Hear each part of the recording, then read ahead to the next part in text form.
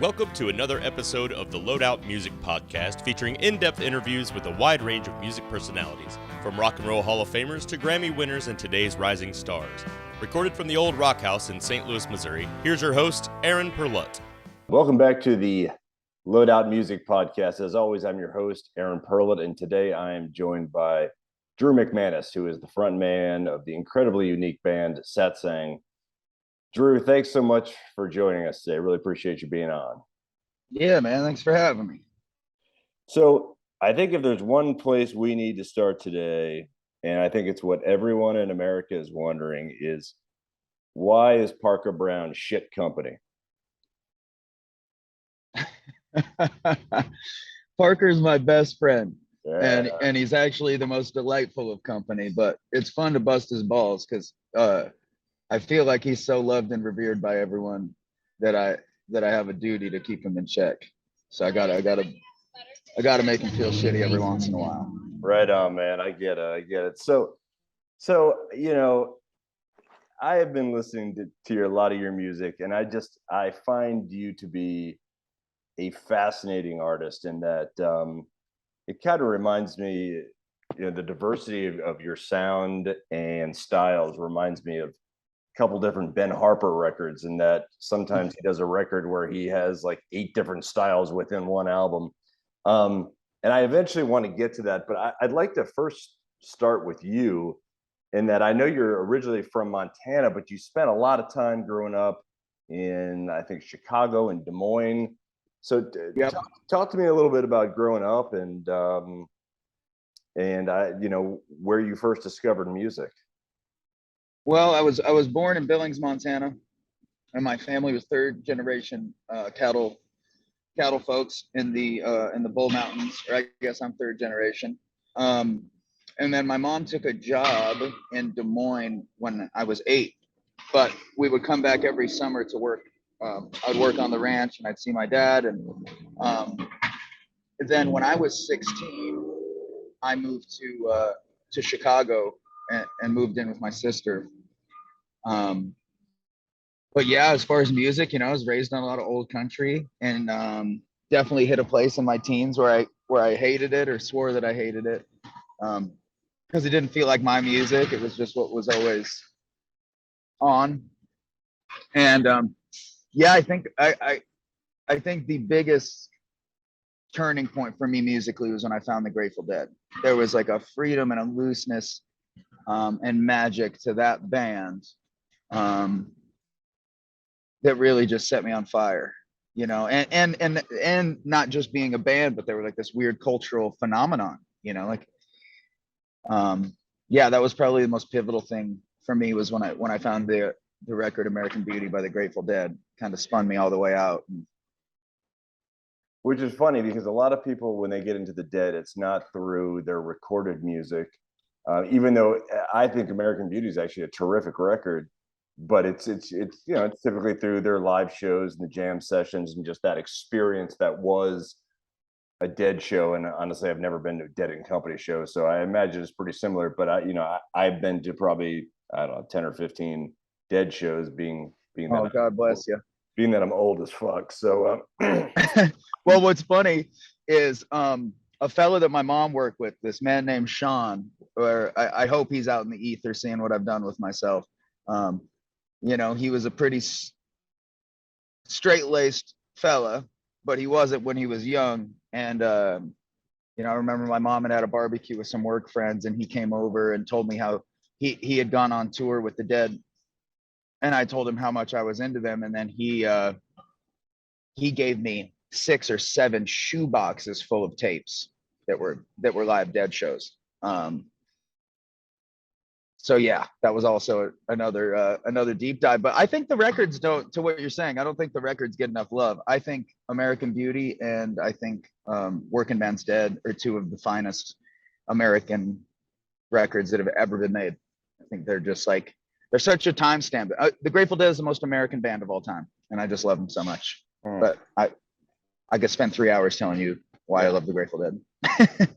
So I know that, when you were growing up, though, you went through some real challenging times, in that, you kind of stumbled into some drug and alcohol addiction that kind of, put a fork in the road for you, whether you had to go around it or just choose a path. Talk a little bit about that, please.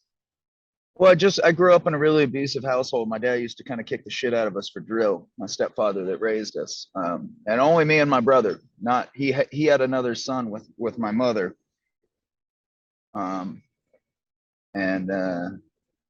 Yeah, I don't know what the thing was, man, but he really got a kick out of kicking the shit out of me and my brother. And it's a weird thing to grow up with. And I think that my previous struggles with addiction were all, I just had this hole in me. I didn't have really a path to any sort of self-work or getting to the bottom of it. I was just like this hurt kid, and insert rock and roll, and then you find drugs pretty quick. And I just always felt like I was running from something, which is I think what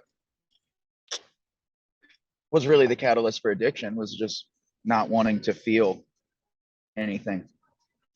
But yeah, no, I had a really, really hard childhood, but I wouldn't change a thing about it, because I don't know who I'd be if that wasn't my story. Pretty fond of my story. Now, eventually, you kind of returned to Montana, and you reached a point. I guess you were in Chicago at the time, but you had to return to Montana to really kind of start to address some of these issues, right? Yeah, I needed. I had kind of wore out my welcome everywhere. The girl that I was with for some time broke up with me. Yeah, I never thought I'd get to a place where my sister would say that she didn't want me to live with her anymore, but she did. I had run out. I had run out of rope.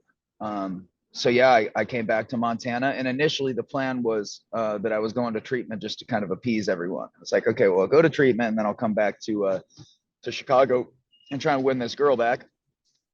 But we had an outing one of the days when I was in treatment on the Stillwater River, and I saw the mountains and was knee deep in the river, and it just was like, man, this is where you're from. Like, this is where everything in you is from. Why would you leave here? So I decided to stay, and best decision I ever made. I do not see a world where I do not live in Southwest Montana. Can't happen. Won't happen. Wouldn't do it. The place it's my entire heart. I love it so much.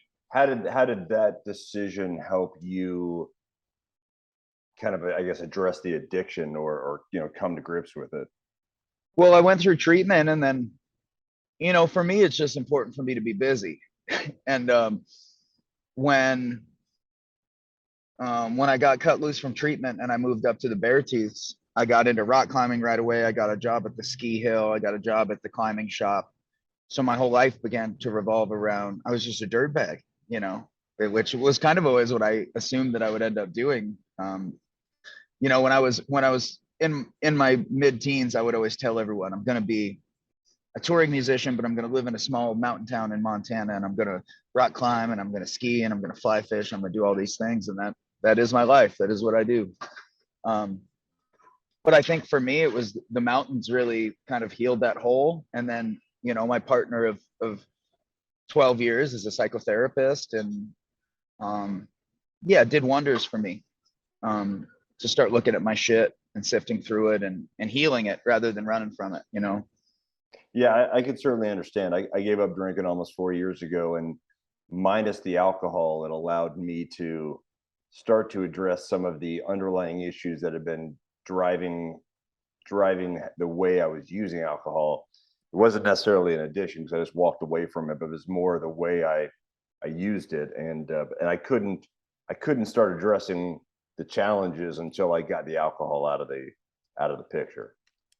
Yeah, typically if we were have a relationship with a substance where we use it to a point of disassociation, there's usually a thing behind that thing. There's usually some kind of hurt or some kind of hole behind that. Which, I feel like I've gotten to the bottom of. I feel pretty good in my skin these days. Yeah, that's a good feeling. I certainly can relate. I know as a songwriter, it helped me really explore some some things that that maybe in the past I would not have explored without that clarity that came from sobriety. I mean, maybe I would have, I don't know, but it sure seems like the two went hand in hand. Yeah, it definitely opens a portal, you Yeah. know, like clears the fog. Yeah. So at what point do you start becoming a touring musician? Like that becomes, you know, your day-to-day thing where you're feeding yourself with that? Well, it was a funny story. I went to Nepal as a rock climber. There's this little village called Kenjoma that I had seen pictures of, and it was riddled with these boulders. So my dumbass went to the other side of the planet to see if they were climbable, and I was like dead set that I was gonna find these boulders that no one had ever climbed on from these pictures that I saw. And then I got to Nepal and did this whole giant trek. And when I got to Kenjoma, the boulders were absolute shit. They were covered in lichen. They were completely unclimbable, like completely unclimbable. But halfway through that trip, I was on top of Renjo Pass. It's like 20,000 feet. You're staring Everest right in the face.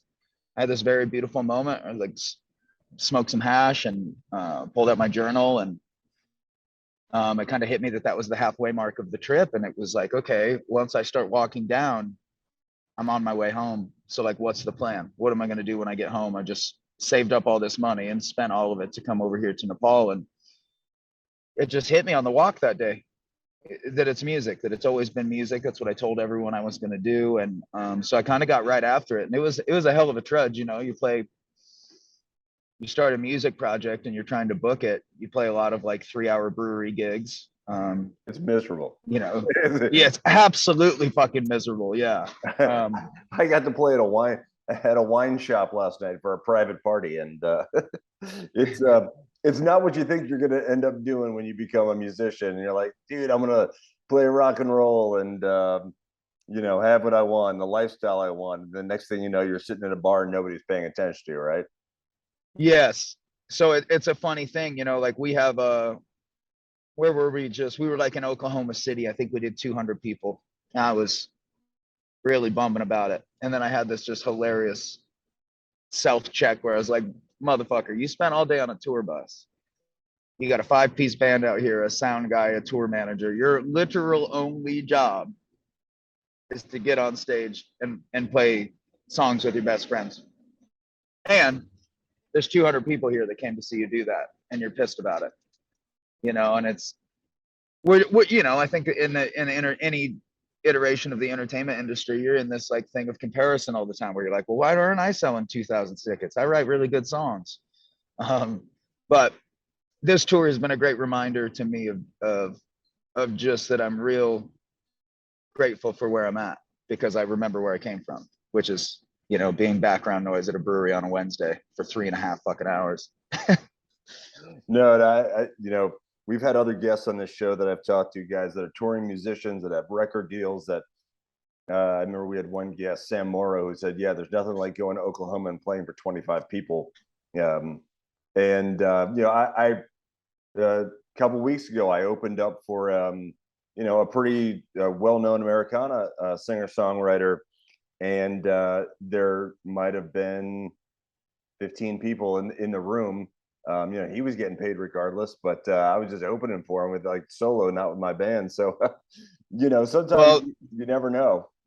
Yeah, and what's really wild too is I think if you're a real fan of the craft, you know, there's artists that I love so much that I assume are huge, you know, and then my agent will remind me like, no, man, you sell more tickets than that guy. I'm like, really? He's way better than me though. How does that work? You know, he's such a better songwriter than me. Yeah, it's such a weirdest industry in the world, but Yeah, coolest job in the world. So at what point do you put together Satsang? And I get, and also I got to ask you about the name, because it refers to kind of a group that's been organized by a religious affiliation, right? That's where the name comes from. Help me understand where the name comes from. So one of my last days in Nepal, I meet this kid at this outdoor climbing gym, and we just kind of hit it off. We smoked a joint together. We were like spotting each other on these climbs and belaying for each other. And he was from Holland. And he said, well, hey man, later this evening we're having Satsang at this ashram if you want to come. And I said, yeah, man, well, give me the address. So he writes down Satsang on a piece of paper with an address. And I remember just seeing the word, and I was like, man, that's cool. I like that word. And then when I got back to my hotel, I Googled it, and it said an intentional gathering of people to assimilate and find truth. And I knew right away. I was like, boom. All right. I know I'm starting a band when I get home, and now I got a name. I knew right away. But the band has gone through a lot of iterations. When I started, it was just me and a mandolin player. And then it was a 3-piece. Then we changed drummers, and now it's this big monstrosity traveling down the highway in a sardine can. But I've been really blessed to I have so many really good musicians in my outer circle that have the band's at a place where I can pay them, so it's not a like, hey man, would you come on this tour and see if you like it. It's like, no man, you come on this tour, here's what you'll be paid. And but it's all happened really organically. Like Parker joining the band was just so crucial, and it was so magic. We started hanging out real deep during COVID, and I went to his house, and we had just released All Right Now, and I get there and he has his pedal steel out and his banjo out, and he's like, yeah man, can you play All Right Now for me? So I start playing it, and he starts playing the lick on the pedal steel, and he's like, oh man, can you play that All Try song? Starts playing the lick on the pedal steel, then busts out the banjo, like he was essentially forcing his way into an audition. But yeah, it's been a ride, and it's happened really organically. Stefan was our previous drummer's college roommate. Carl and I grew up together in Chicago. We lived together. So the band is it definitely was very fate oriented. Everyone just kind of fell in. So I'm fascinated by the diversity of your music. So I went back and I was listening to the a lot of the Satsang records, going back to the earlier kind of the Story of You and Pyramid from 2016-17, which were definitely more kind of reggae world music. And then I listened to Culture, and Culture is definitely brings in a little more of a pop vibe. And then I get to 2021's All Right Now, and then the most recent record, Flowers from the Fray, which is a really terrific album, which are far more kind of Americana records to me. And I remember when your publicist pitched me, and he's telling me your story, I'm thinking, okay, guy's from Montana, he's going to be an Americana musician, kind of that alt country feel. And then the first thing I listened to were some of the older records, and I'm kind of like, holy shit, this is not what I expected at all. And so Yeah. I've just been really struck by kind of the diversity of styles and interests. It kind of, I mentioned Ben Harper before in some of his records, but also guys like G Love and Special Sauce. And I don't know, just your whole, it's nice to see someone who's kind of not afraid of that evolution of music styles and doesn't feel like he's got to fulfill something that the audience is expecting from him. No, it's the last thing on my mind when I'm making art.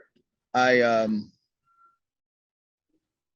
just am, I listen to so much music. My phone poked me the other day and said that I had listened to 244 hours of music last month. Spotify gave me an alert. I don't know if they were warning me, like, yo, chill, bro. But I listen to so much music, and it's I just never know. All Right Now was interesting because I was home, so I'm spending a lot of time on the river, and we're listening to country every day. And I just started writing these songs, and I couldn't help it. I'm like, no, man, this song has to have a fiddle. It has to have a pedal steel. Like I could hear this thing. And then with Flowers from the Fray, same thing. I feel like I'm gonna make a new record when I get home too. I feel like the thing I'm on right now is I just want to be a really good songwriter, and I want the song to be able to stand on its own without a bunch of shit.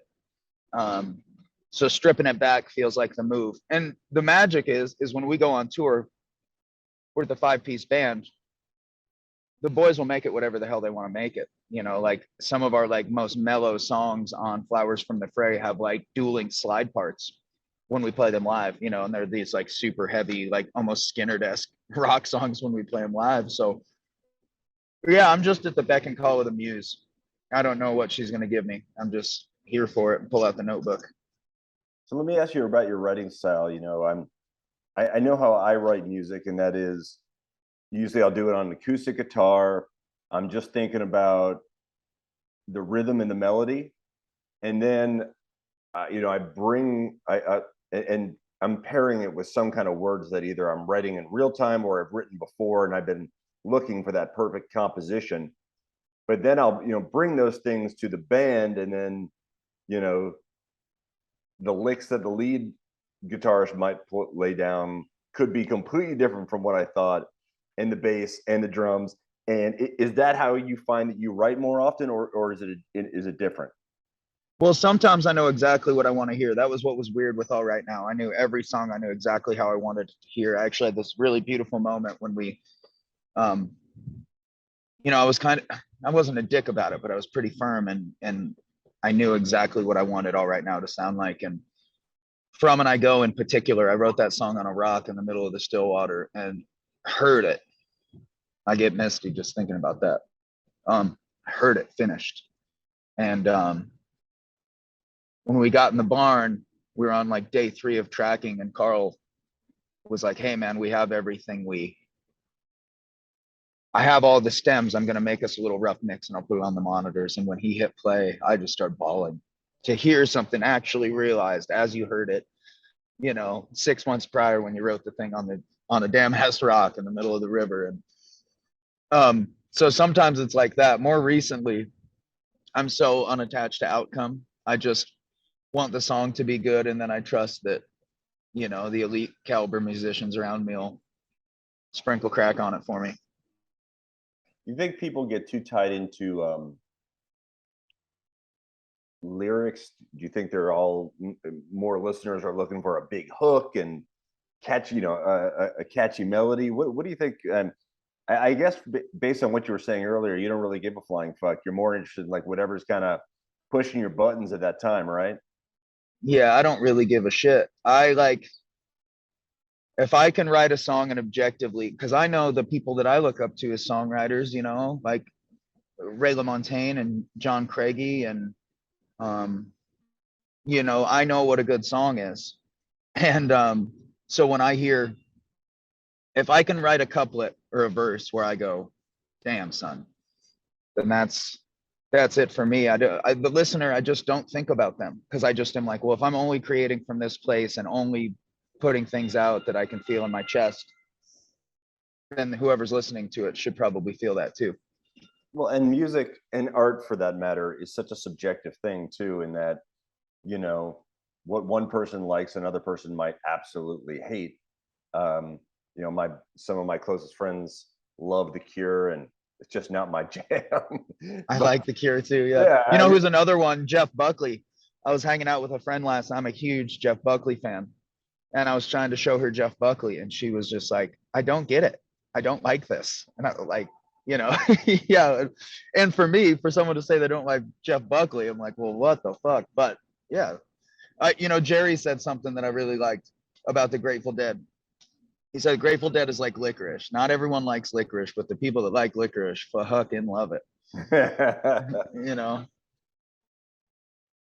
Yeah, so I'm just out here trying to make licorice. So you guys are on the road right now. I believe you're going through mid to late October in Seattle, and then you're taking a break for a while, getting off the road. Yeah, I'm gonna go make a new record. I'm in quite the transition in my life right now.